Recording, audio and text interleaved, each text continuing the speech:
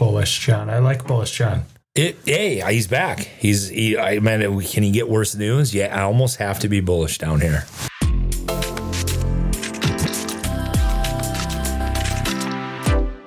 Welcome to Hedge Heads, where hosts John Prishman and Ryan Tungseth discuss commodity markets, hedging, and anything related to trading futures. Remember, the risk of loss in trading commodity interests can be substantial. These are opinions only and not trading advice. While no one knows where the market's going, they're not afraid to share some ideas. Well, Jon, I had the opportunity of taking a week off, and part of that week included driving through the heartland, 7 states from here, Minnesota, North Dakota, South Dakota, down into Iowa, edge Nebraska, went through Kansas on the way home, went down Missouri, ended up in Arkansas, and I saw one tractor the whole time. It really made me sad. I was hoping I was going to get pictures of people working. Maybe you get stuck behind giant cedars. Actually, there was a guy on the way home Sunday night that was pulling a massive grain cart with his pickup on the freeway. I felt really bad for him. That's a lot of states for a bike ride that you went on in vacation. You didn't miss anything here. Well, Bentonville is the mountain bike capital of the world, and it was worth it. It was good. You must be refreshed and ready to go over some very boring USDA numbers they spit out today. Actually, they're not all boring. They were just expected, a lot of them. I was trying to recover from vacation and barely watched the report. I thought to click and look at about, 5 after 11, and I'm like, oh, they must have been the numbers that everyone expected. Yeah, it didn't have much of a reaction, and that will quickly, by the time you hear this, you'll probably have heard the numbers a million times put out there. The corn was the big surprise, if there was, 1 million more than they thought, 95.3 million acres. Now, why do I like that number? I think that's an excellent number to have for March for 2 reasons. You get a year like this where the weather's good, even though we got another blizzard on the way starting tomorrow. The weather's good. They're going to, and we're in west central Minnesota. So if we're good up here, most people are going to be good unless it's too wet. So you get a spring like this, they're going to put a lot of weight with this number. Now you throw a 93.5 out there, which would have been on the low end. Then you have all the way till June where they're going to say, hey, it's going to be 95. It's going to be 96. And it really hangs over the market. So I'm Mr. Ray of Sunshine. I think that's a really positive number. It allows for corn to rally now because in traders' minds, a lot of them are going to say this is going to be really hard to get above this number unless the weather is absolutely perfect. So you're better to get this number out early than later on because it hits in June with good weather. That'll be the 1-2 punch for corn. Now at least they can start that story. That's the highest number that we're going to see. So it's better to get the bad news out before June. If you put that bad news in June, it's usually a really bad reaction. So that was the one number that was a little bit off. Another noteworthy was wheat, lowest planting since 1919. Sounds very scary. And then Minneapolis also lowest planting since 1970. Wow. 1919 for all wheat? For all wheat, yep. So the wheat. Man. So what do I read? We won't go over the numbers too much. So what do we look for when these numbers come out? Like the wheat, like you were in awe. I'm in awe. How do we hedge better? How do we use these markets to our advantage? And that's what we're going to kind of focus on this. Instead of stewing over the numbers and kicking dirt and saying there's no hope, what you want to do if you want to improve your marketing is now that we have these numbers, which were really important, and I was waiting for them, what do we do to move forward and improve our marketings? I mean, that's what you always want to do.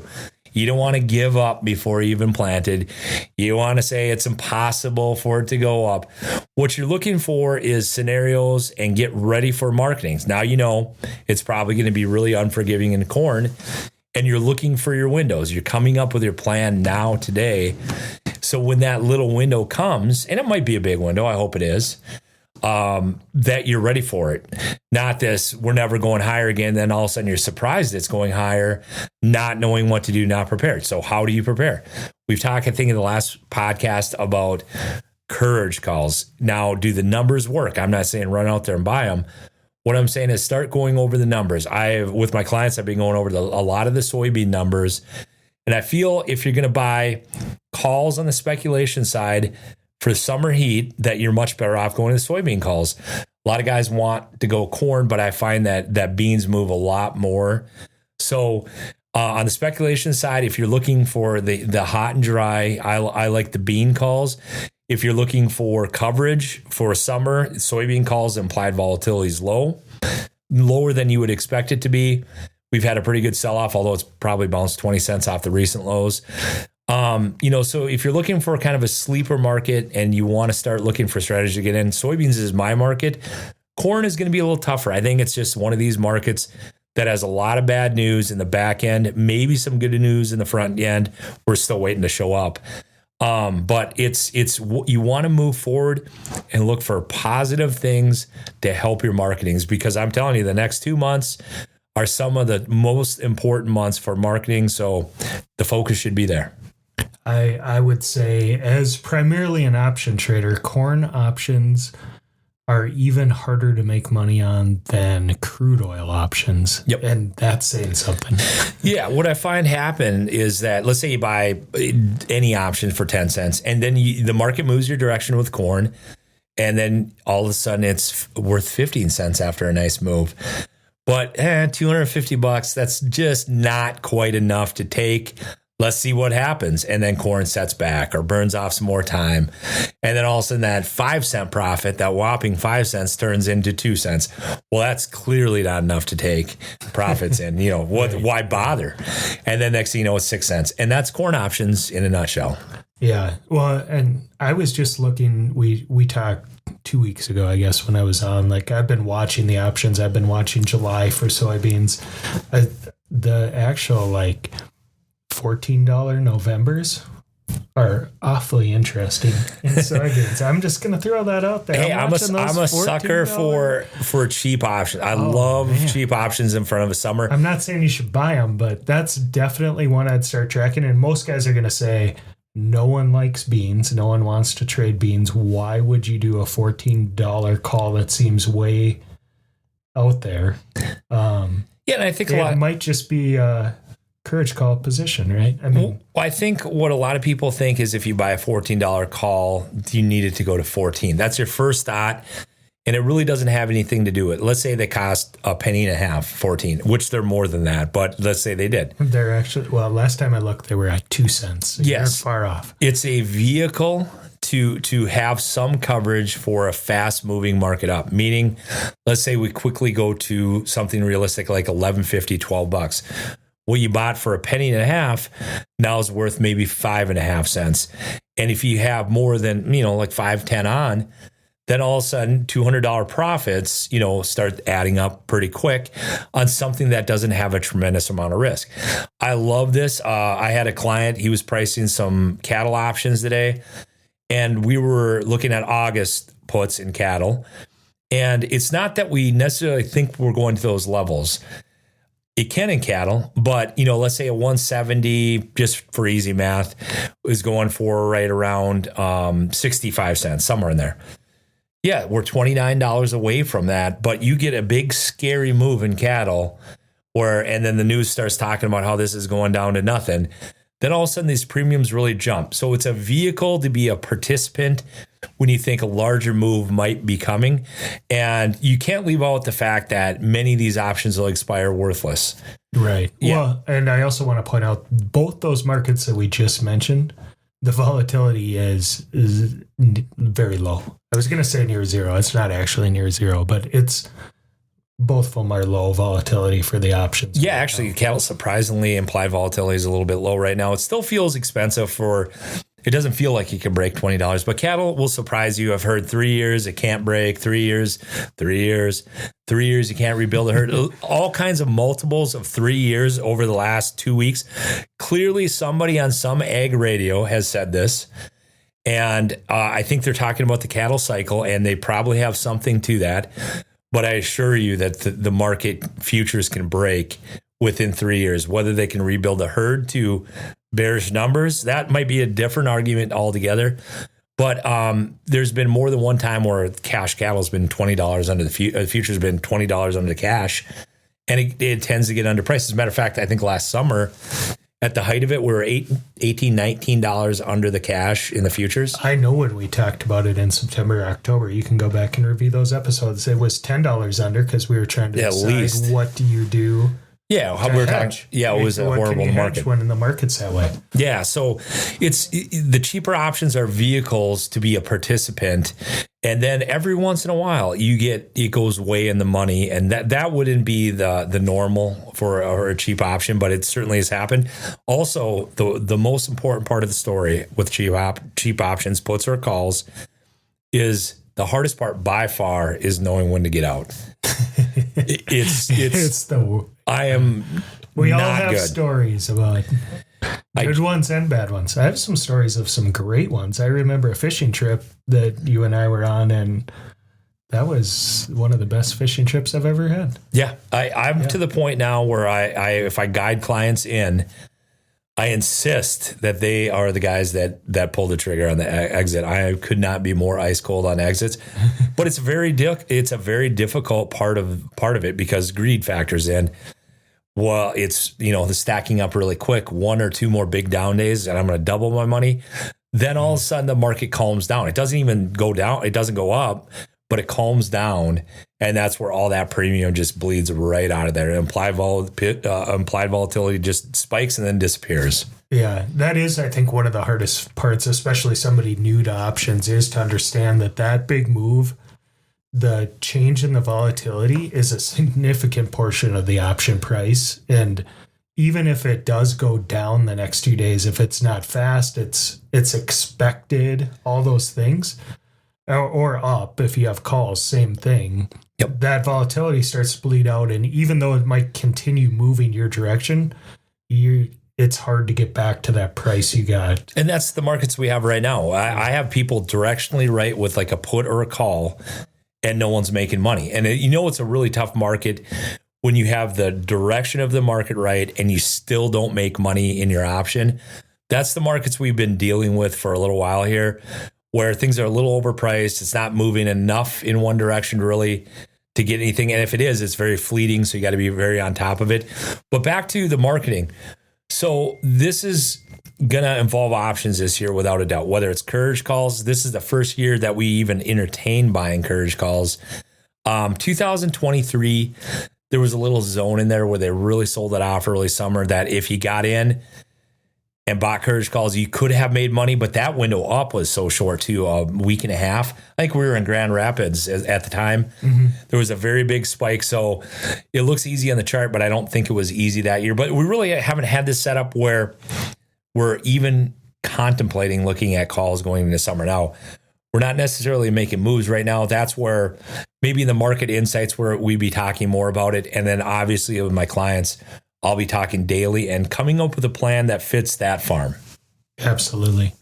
We've been wide ranging here so far, John. Are there specific, do you want to talk some, you kind of started in corn and then we ended up moving through soybean options and cattle and options in both. We're all over the place. I think it's all important info, but I'm gonna rein you in here. Do you have specifics you want to cover before we end up traveling way down the rabbit hole? Like, I'm going to start my calls tomorrow. A couple guys have already called today. Like, it'll be nonstop planning for this spring into summer. And this is how you break that cycle of poor marketing. Plan before it's upon you.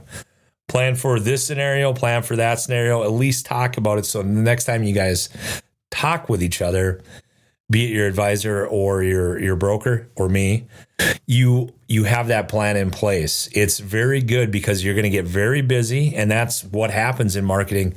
You get busy, the opportunities are there, and then you talk for the first time in maybe a couple months, and it's too much to handle in one conversation.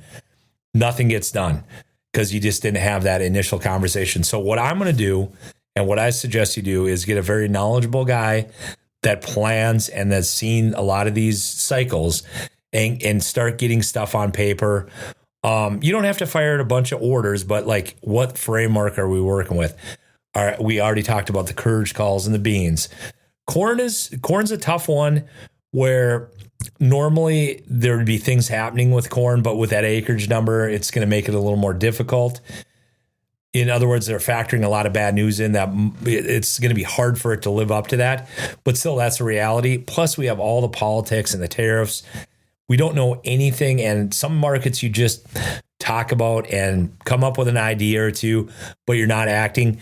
Other markets like wheat, I'm going to be looking at specifically wheat versus other grains. Wheat, corn, after this report with these numbers, beans and corn. Then you also have corn on corn, like a lot of different spreads, with the weakest leg being December 25. Even if you have that on and it works, this is a time of year within 5-6 weeks where you might have to switch gears really quick. And all of a sudden, December 25 is the more bullish contract. So for specifics, I'm looking at wheat spreads and a variety of different wheat spreads. Wheat versus corn, possibly, depending on the contracts. I like the back end. Soybeans, we went over this a few times. I just think anytime the funds are heavily short into a summer, they're heavily short soybean meal too, into a summer that we have all these unknowns with 3 to 5 million acres less than last year. That's where I see the opportunity sooner rather than later. So that's where most of my conversations are going to be, probably about soybeans more than anything else. Kind of just forgetting about corn for now. Corn's in a tough spot. Yeah, it's. I know you had been looking at that butterfly spread. I think you had at least had some legs on. And like you said, now's the time to reassess everything. I think, especially around corn, but there's opportunity coming, and like you said, now is the time to start thinking about it. It's not when you're harvesting it next year. No, after the moves have happened, there's a lot of reasons to like what's coming. Yeah, number one being all the bearish news. That sounds opposite, right? But when you get all news that sounds like it's not great, that's time to start making a plan. This actually happened in 2012. The market was in a terrible mood, and it was sold off the entire, into the teeth of the drought. So that's another thing that you got to look at. The attitude of the market's not been very good. And if it does go up, like in 2023, you might only have a couple days to react. But again, not having anything in place, not having any plan, it gets to be really hard if the window is 2, 3, 4 days long. So you don't necessarily want to get a bunch of elevator orders in at levels before you see any weather. Like, you need to see more weather. But are there ideas that we could be going over that will help? Is there anything that we can be doing today? I'm going to be personally looking at a lot of spreads. That's where I think between all the tariff stuff and having a long and a short on, I think is probably best in the market for me right now. So I'll have a lot of conversations on that. But again, this is the planning time, because all of a sudden it goes from like the blizzard we're going to have tomorrow to planting. And then a little tiny weather window where all the rally was. Sometimes it's too much rain. Sometimes it's too dry, and they're going to start worrying about that early. Every year is different, and it takes work. That's where you want to improve. Like, put a little effort into it and try to figure out what this year holds. Not, this is what it did last year, this is what we're going to do. Use a little imagination and get better information coming to you. That's the number one thing. If you're not having luck with what you're listening to or what you're doing, change it. I mean, that's my advice to you. You will get on the right track when you find the right information. Yeah. And we should point out that sounds really easy. It's not easy. It's a lot of conversations. It's a lot of doing the math for your farm. It's a lot of figuring out where you're at, but you have to start somewhere. The easy part is to try something. Yeah, I think that a realistic time is 20 minutes a day in various things, checking various things. And I think on average, that's all a guy needs to do. But I also think that's very important. I wouldn't check on it every couple months. Those guys tend not to be in sync with the market. But some guys I talk to every day. Some guys I talk to once every 2 weeks. Just whatever time frame you need. But you can be doing your individual stuff. For us and the clients that we have, it's going to be marketing insights. They're going to get this 3 to 8 minute clip daily, or on average daily, that's going to have that little push that you need to, get some more ideas in front of you. That's what we offer. But I mean, you need to, as a producer, look for these, just like I say, plan just 20 minutes a day on average, whether you do it every other day for an hour or, just put a little effort into it, because the next 8 weeks to 12 weeks is where almost all the highs come in, or at least the opportunities for marketing. Absolutely. Sorry, choking here. I need some water, but anything else we need to cover today, John? I mean, it's not a long episode, but man, we've hit some really in-depth stuff so far. Yeah, no, we're doing the positive. Like, again, you get on Twitter or any of these, or Facebook, everyone's really negative, and just know that there's guys out there trying to figure out how to improve and not complaining nonstop, because that usually doesn't get you anywhere. And that's what I would focus on. Yeah, we've been all over the place. But I don't know. I want to get outside. We have a blizzard on the way again, but I'm glad it's happening in early April instead of mid-April like it usually does. But I don't know. What do they got? 4 to 10 inches of snow. It's been missing us every time. I would say it's the usual Minnesota snow forecast, anywhere from 1/4 inch to 118 inches. Yeah, it's been missing. Yeah. So hopefully down south, though, it has not been missing anybody, and it looks like they're going to get slammed again. We'll see what happens, I guess. I mean, on the positive side, I guess it's moisture. Moisture.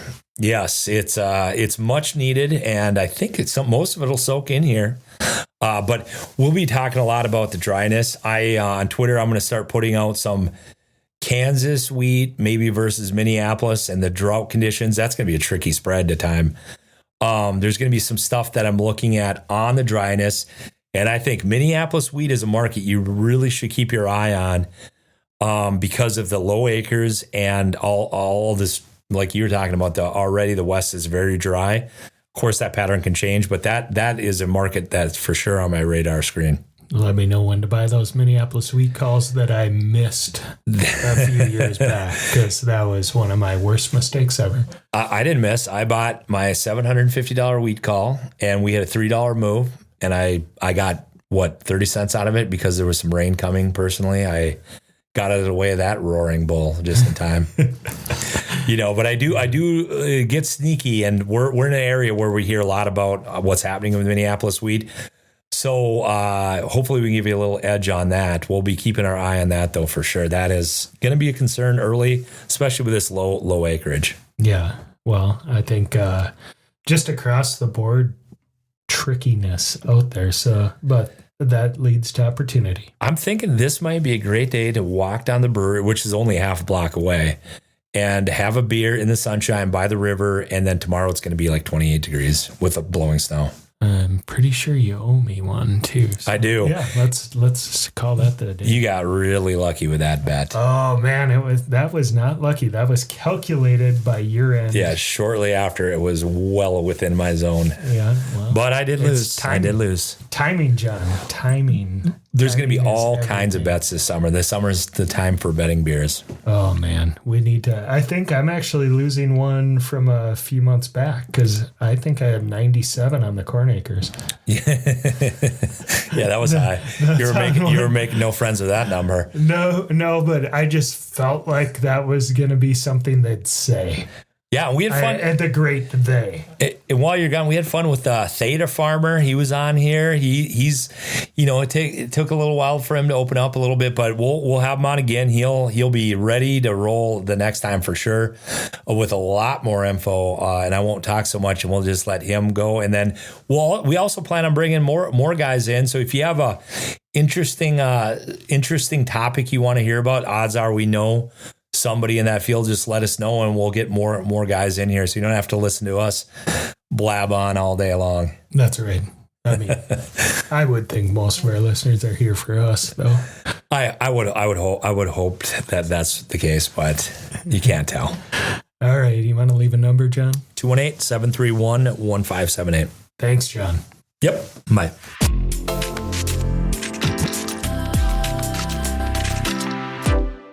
Yeah, he's back. I'm always bullish on him in front of summer. except for when we're coming down from high prices that shouldn't be there.